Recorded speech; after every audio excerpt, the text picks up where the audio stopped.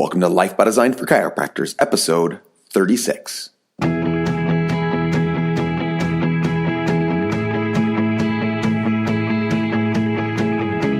Welcome to Life by Design, the podcast for chiropractors. Here's your host, Dr. Jamie Richards. Welcome to Life by Design for Chiropractors, the voice of reason in chiropractic. I'm your host, Dr. Jamie Richards, and I'm back again with my good friend, Dr. Crayshaw Jug, and we're covering one of my favorite topics, which is positioning. And if you've seen my Facebook Live video about this, or you've heard me speak, this is a topic that we cover regularly, but it's a topic that's extremely important. And if you understand this topic and you understand how to position yourself properly, you're doing yourself not only a huge favor, but you're saving yourself time and energy long-term, and you're really taking the most vital steps to build a retention-based practice. Not to worry, we'll have a free download for you today so you can get a guide to position your practice. Enjoy today's episode of Life by Design for Chiropractors. Crayshaw, welcome back to Life by Design for Chiropractors. 2 in a row. Feeling special. You are special, Crayshaw, if you didn't know that already. And doggone it, people like me. People like you, that's right. That's why we brought you back. I'm good enough, I'm smart enough, and doggone it, people like me. Well, it reminds me of Andy's new mantra. So we have Andy every morning. They'll say, Andy, say your morning mantra. She says, I'm healthy, I'm happy, and I feel good. That's really sweet, by the way. It is really sweet. And it's actually even sweeter when she says it in her little pipsqueak voice. And so, I think having a morning mantra is pretty power, to be honest.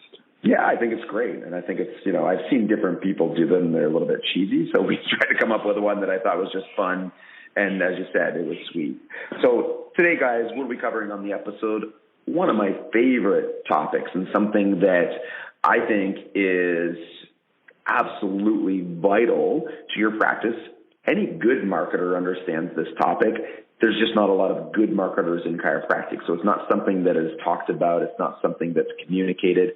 Yet I think done well, this is among the top, 3 to 5 things in your practice that you would need to do and excel at in order to have a great business and a great practice. And that's positioning. And what do we mean when we say positioning? Really, we mean positioning what it is that you do in a very specific place in your market's mind. So they, have that space, that mental space that is filled with you. And that when they think of something very specific, that you're the person that they think of. And there's a specific relationship to that, and there's meaning to that.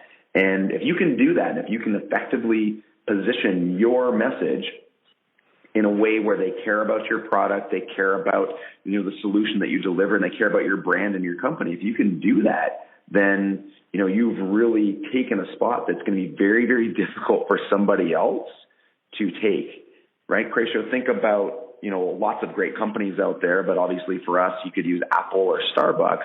It'd be very difficult for somebody to knock Starbucks out of our mind for, what we think about when we think about coffee. Like if I say to you, Crayshaw, let's grab a coffee, what's the first place you think about going to get that coffee? Of course, Starbucks, of course. Yeah, every time. I say, hey, Crayshaw, I think you need to go grab a new computer or get a new phone. What's the first product you can think of? It's Apple. That's it. They've positioned their product and their brand in our minds in a way, whether we think about it or not, in terms of, are we thinking that they consciously got into our brain? In a way, yes.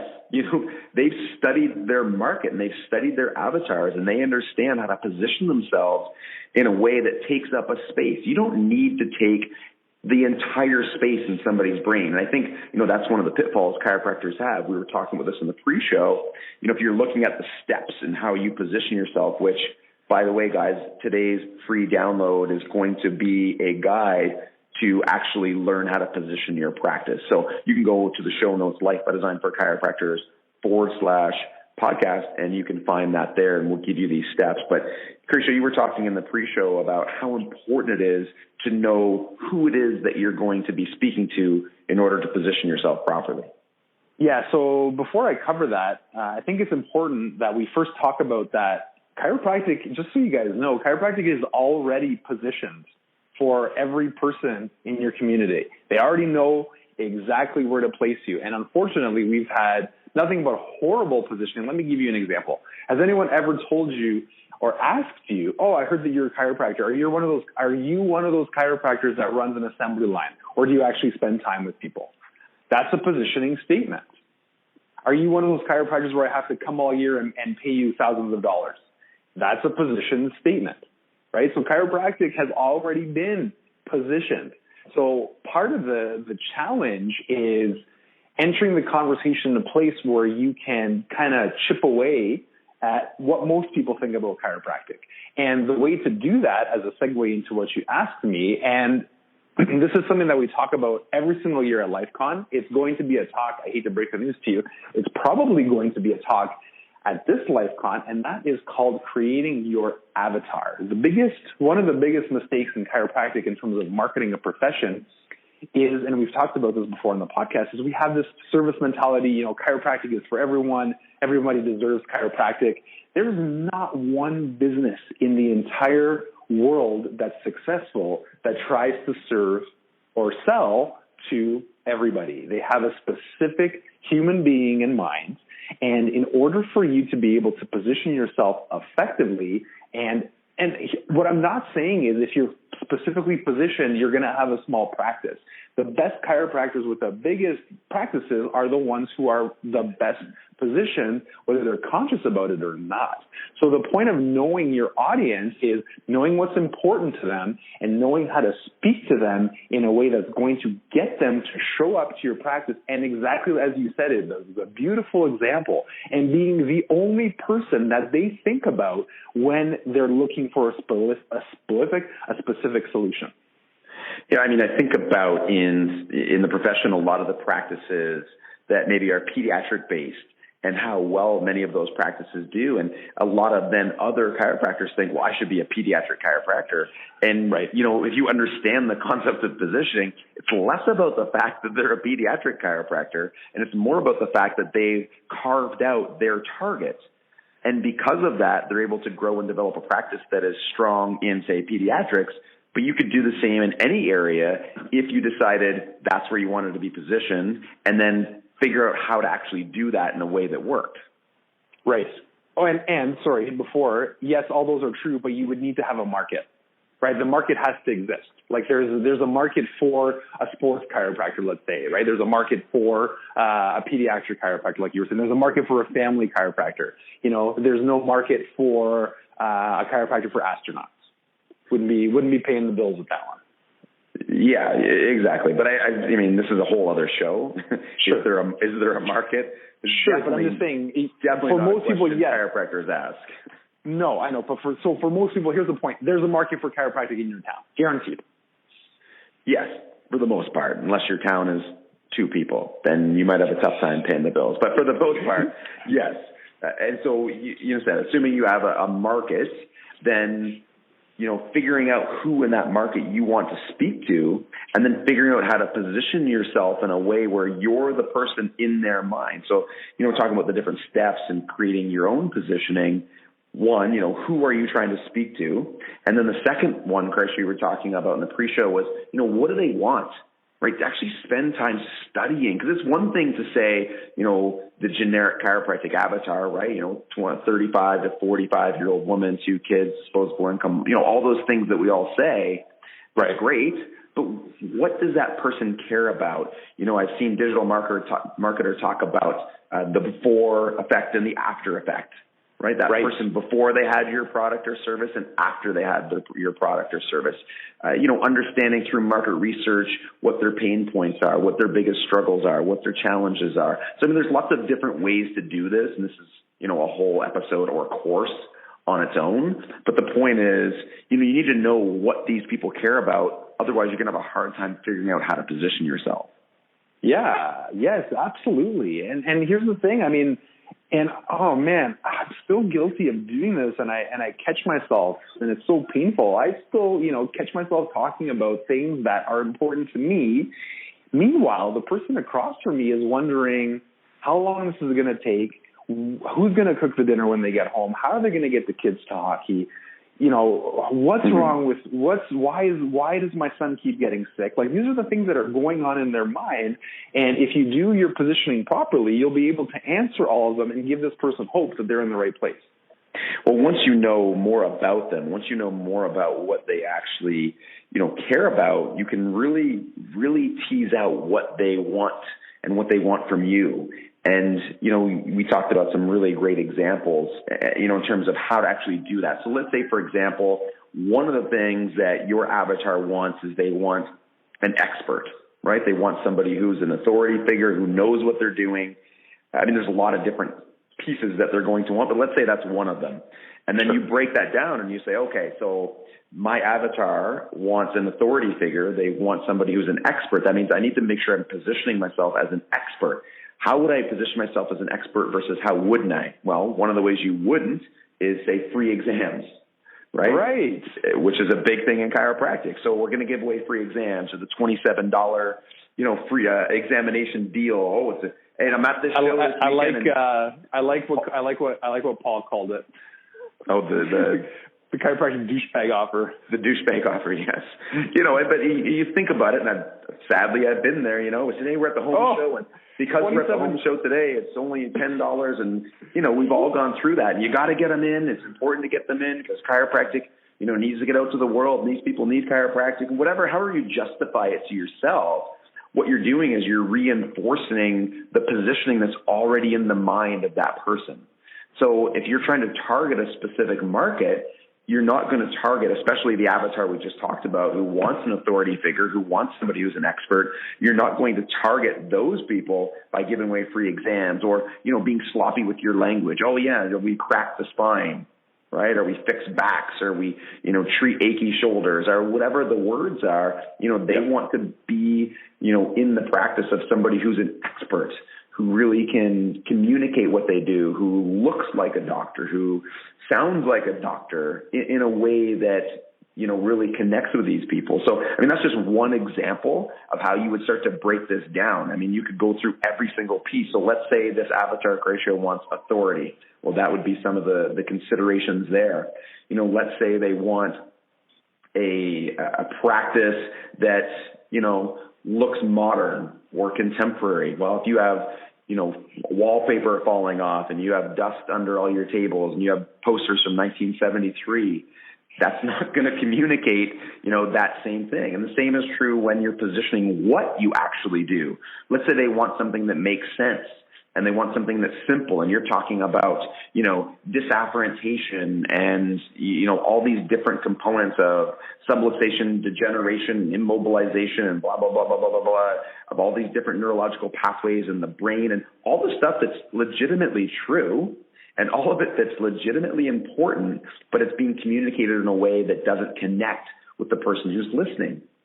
That's why it's important to consider who it is that you're speaking to, what they want, what they care about, and make sure that every single aspect of your brand, every single aspect of your story, every single aspect of your communication positions you in a way that meshes with what that person's actually looking for.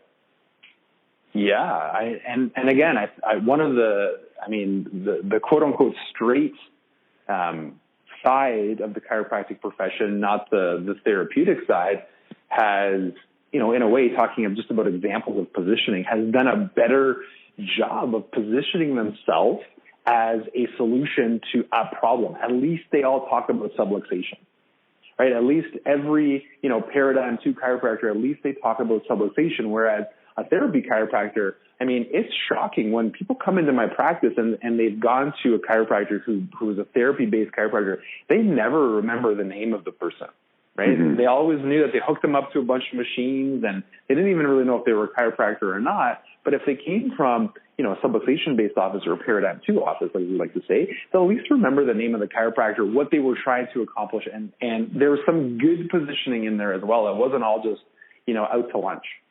So let's talk about some of the factors when you're creating the position for your brand, or even more specifically, your positioning statement. Let's talk about some of the factors, and then let's talk about how you would do that in an actual chiropractic practice. So say a third paradigm chiropractic practice. A couple of the keys, guys, when you're going through, positioning yourself. And if you look at, a great book, I guess it depends how much you care about marketing and understanding it, but I believe it's Reese and Trout. I mean, these are some of the greats, right, Cratio, in terms of marketing. You would know better than me, but they've written some of the classic textbooks. But, one of the things they talk about is just how important it is to position yourself, but also to position your competition. And it's one of the things that, a lot of people don't do is they'll position themselves. Hey, Cratio, what do you do? Well, I'm a chiropractor. I do this. And I mean, that's really part of what you're doing when you're positioning. But what they suggest is that you need to first position your competition. So if your competition is doing something, whatever it is, good or bad, you need to put that in a place in your consumer's mind so you can then consume or position yourself in a place in their mind that is in a different location. So when somebody says, well, what do you do? Well, conventional chiropractors do this. Corrective chiropractor, or in our case, a life by design chiropractor, does this. So it's not necessarily positioning what the opposite provider does or another provider does as bad. It's simply figuring out and being conscious about how you would like to position your competitors, and whether that be a massage therapist, a physiotherapist, or other chiropractors. I think it's really, really important that you know how you're positioning the rest of the competition in your market. So I have this conversation regularly. People will ask me about a physio or about a massage therapist, about other chiropractors, and I don't say anything bad about them. I just position them, and then I position myself. And I can tell you that, there's few things in our practice that has allowed it to develop to the level that it has, as much as that concept and the time that we've taken in developing our own position statement. That alone has been a huge part. So I guess the key component here, guys, is making sure you don't, avoid the fact that you need to position the other people too, right? You can't just tell people what you do. You have to let other people, or let your market know what other people do as well. Right. So based on this point, you're absolutely right. Just a really simple copywriting trick is generally, most of the people, if we had to poll, 100 random people, most people would have a negative, or be leaning towards a negative idea of what chiropractic is. So when you're trying to market or position something that has a negative brand equity in general, you always want to start with the assumption first. Gene, hey, Cratio, I heard you're a chiropractor. Yeah, Gene, you know what? Most people, when they think of chiropractic, they think of this. But I don't do that. I do this, right? And then the line that's been gold for us has been, not that there's anything wrong with that other approach, we just do something different. Right, and that's basically where you're positioning yourself. And then you're positioning more specifically, where it is that you would like to end up. So when you're creating your positioning statement, and you look at it, say, whether it's called a positioning statement or a brand positioning statement, basically what you're doing is you're crafting consciously. And I think that's one of the keys to this whole thing, right, is you're doing this in a way that's conscious. You're actually taking time to think about, what am I doing? What do I want this person to remember about what I do? And what do I want them to remember about what everybody else does? I've actually had, over the last 6 months, a couple instances where people came in, and on their intake form for reason for starting care, they actually said, I've been to a conventional chiropractor. Now I'm looking for a corrective chiropractor. So they've literally used the positioning statement that's both on our website, it's in our handouts, it's in our postcards, it's, something that gets communicated to every practice member, 1,000 times over their time in the practice. And now I'm just starting to see people recognize that, and this is a little side note here, but people don't want to feel bad, Cratio, especially in chiropractic. They don't want to feel bad about what they were already doing. So they don't want to feel bad about the fact that I already went to another chiropractor. Maybe it wasn't great for me, or maybe it was okay for me. I kind of want to switch to you. I like what you're saying.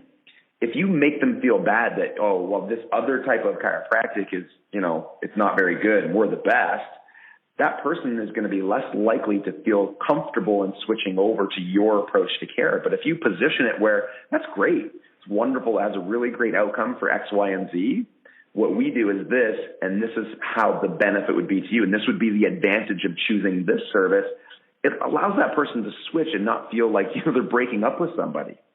Or, I mean, because I have, in my practice, I have very many people that see traditional, you know, or general chiropractors. Another way to do it is to build curiosity. You know, hey, has your other chiropractor ever, you know, have they ever run some tests to see if there's any interference in your nerve system? Well, no, they've never done that. Well, I wonder what your tests would look like. Right? Yes.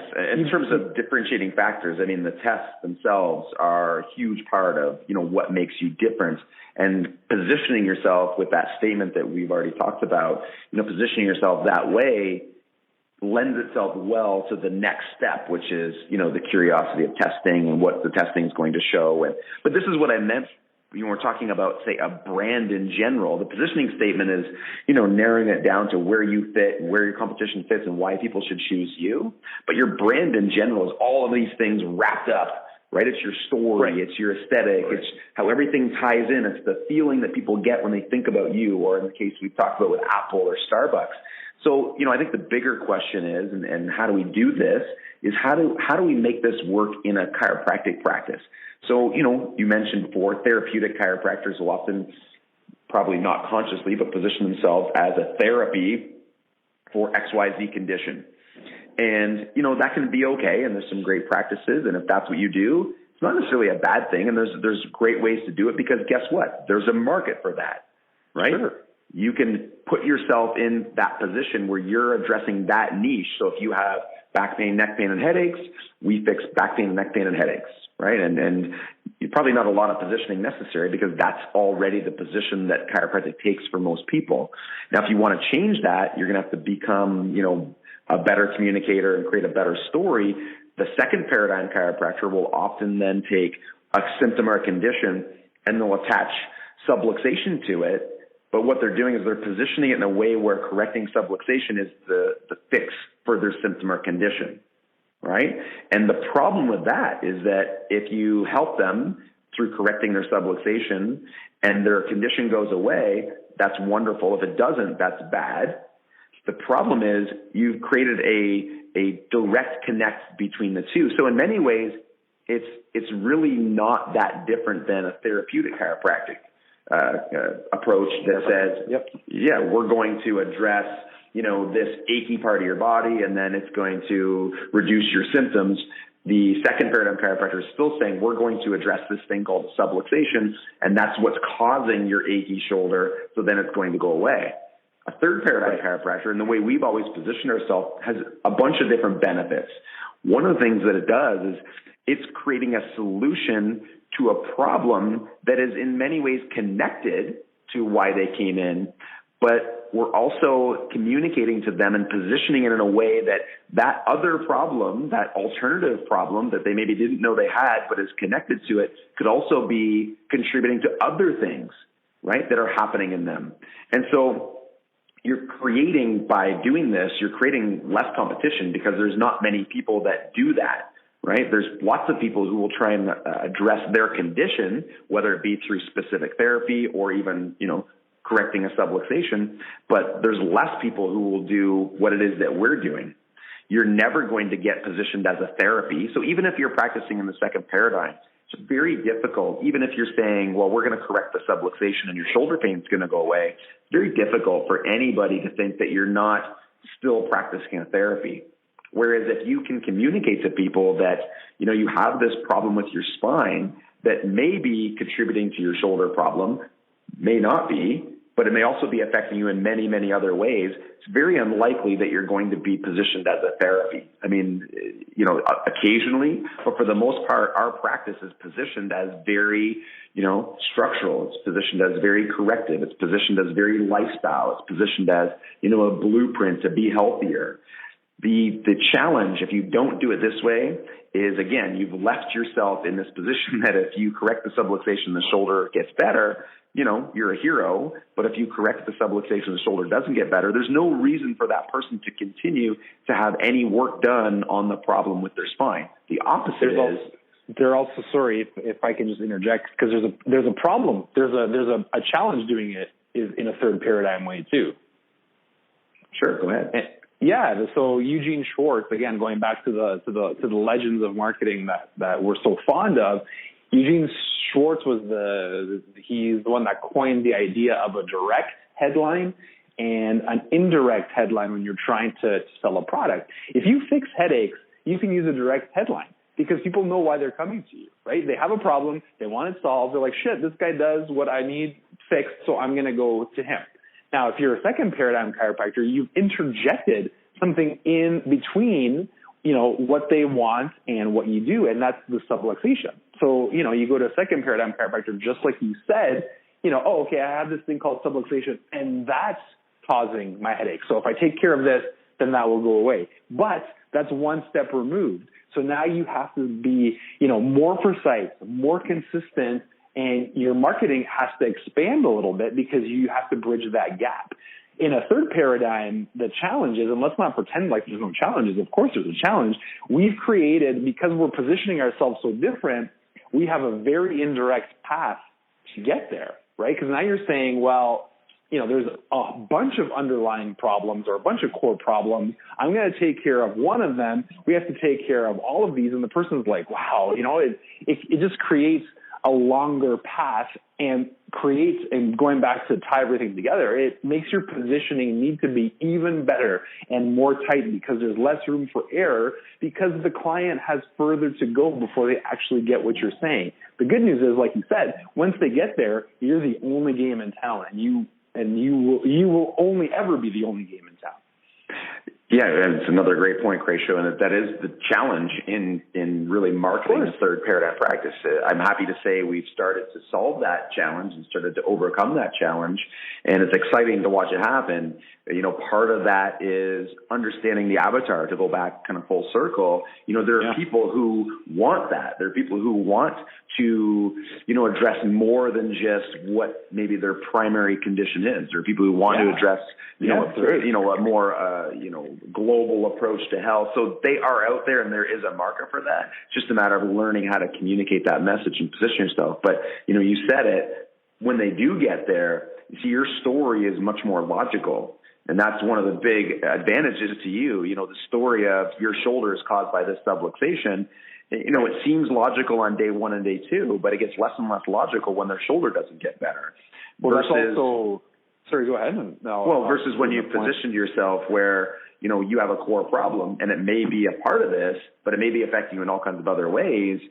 People now have started to dilute their attention or dilute their focus necessarily just on why they walked in the door. And you've started to bridge this gap that, this other problem may be affecting their health in many other ways, both today and in the future. And if you've picked the right avatar and you've brought in the right person, then what's going to happen is you're going to take that place in their mind. And that's what we mean by positioning. You're going to be the guy or the girl or the doctor or the office that takes care of the spine, because taking care of the spine or the nervous system is something that's beneficial to people today, tomorrow, and in the future. And if you can take that, in that position, that's how you build a retention-based practice, right? Because that's why people stay, not just for today and get the help they need now, but they're going to be with you forever and ever and ever. If you swap it, it's very dependent on whether the condition gets better or not.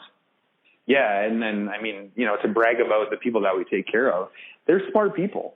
Like you need a certain level of caring and intelligence to be able to grasp that message. That's part of the avatar. That's part of the positioning.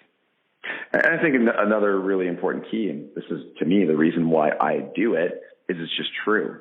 And I think that that's the most important. Yeah, there's an integrity issue here when it comes to selling, and one of the reasons why both you and myself are so great at selling chiropractic and the benefits of chiropractic is because we're selling it in a way that it's actually true and it's real. And I can sit across from somebody and be authentic with them. I say to people extremely often, it's probably 9 out of 10, review of the results, or a day two, if you call it that. 9 out of 10 of them, I probably say to the person, let me be completely honest with you and just completely blunt. I don't know if this problem is the main cause or even what percentage of the cause, of why you originally came into the practice. But I do know that this is its own problem, and if we correct it, it's going to have an effect on why you came in, but it's also going to be affecting you in all kinds of ways that you may not know about today. Does that make sense to you, Crayshow? And people will say, absolutely, and they love the fact that I was honest about it. And guess what? We now have an agreement going forward built on, a real logical story where they get, let's say we're 24 visits in and they say, oh, my shoulder doesn't feel better. Nobody's complaining. They understand that was, maybe the case, maybe not the case.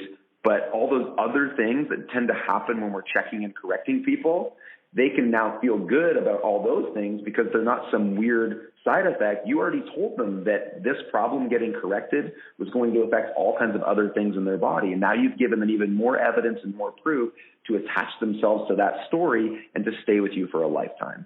Sure. And it also builds trust. I mean, just recently, a couple months ago, we had wife started and she referred her husband who was a medical doctor. And, I didn't know he was a medical doctor, but we're just talking and he was asking me about chiropractic. I'm like, listen, I go, chiropractors say this all the time. They always tell you that your bone's out of place, putting pressure on the nerve. I'm like, your bone is not out of place. If your bone was actually out of place, putting pressure on the nerve, you'd be in the hospital. He's like, oh my God, thank you for saying that. Right? Because he understood at least the physiology of how the spine worked and what would actually happen if there was physical pressure of the bone on the nerve. Telling the truth is a great way to shed a light. Like you're in on the joke, let's say. You're in on all the bad positioning that people know about chiropractic, and you think it's bad positioning too. You think it's a bunch of garbage as well. Right. No, that's a great point. It's very, very important. And I think it sets the stage for you to build a great relationship with somebody in your practice going forward. And what I want you guys to do is take the time and start to think through this. You can download the guide to positioning your practice and start to work through these different steps. And for yourself, figure out what it is that you're trying to fill in terms of the gap in somebody's mind, specifically the person you want in your practice, and then make sure every single aspect of your practice is crafted to that, whether it's your language, your look, your aesthetic, your brand, the story you tell, how you communicate day one and day two. Make sure those things are finding their own special place and that you're also positioning all of your other competition in a different place so you get to own that real estate. And if you can own that real estate and you can tell a story that's logical and you can be honest and authentic with people, you've built yourself into and given yourself a great foundation to build a long-term retention-based practice. Thank you guys for listening to Life by Design for Chiropractors, the voice of reason in chiropractic.